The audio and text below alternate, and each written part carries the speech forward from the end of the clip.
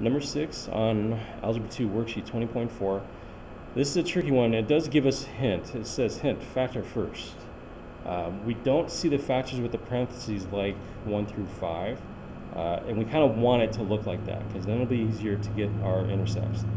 So when we factor, we have to remember that there's a common factor with these, with the x cubed and the 9x. So we take out that common factor, that becomes x. That x is common to both. There's a 1 in front, so there's no number in front here, just be a 1. X squared minus 9 is what we have inside. We can factor one more time. The x out front stays where it is. Remember that this is a difference of two squares, which means they're both going to be x's and 3's. The only thing that's changing is the signs. So I took the square root of each of these and got x and 3, which means our two factors will be x plus 3 and x minus 3. Now we start to look at the degree and look at the intercepts and try to graph it from there.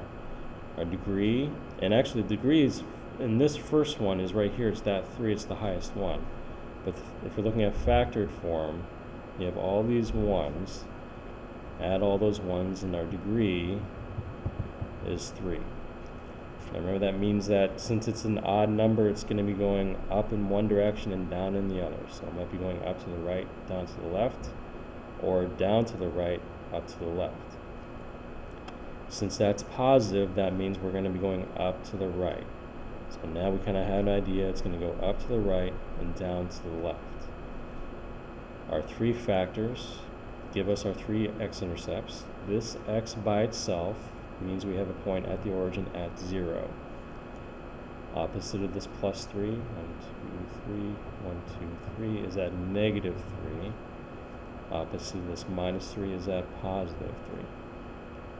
Now remember, since this is positive in front, that means this is going up to the right.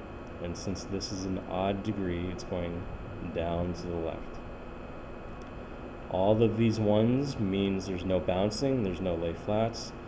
It's just going straight through each point, and there's our graph, there's our curve. For the number line now, 0, 3, negative 3, and just using the intercepts from the same graph. We're just going to mimic that graph here. So it's following the same pattern, where it is going up to the right, down to the left, up to the right, down to the left. Remember that any time that this curve is above your line, above your number line, that's where you have your shading. So there's shading there, it's going above to the right. There's shading there. It's below, so there's no shading. Below, no shading.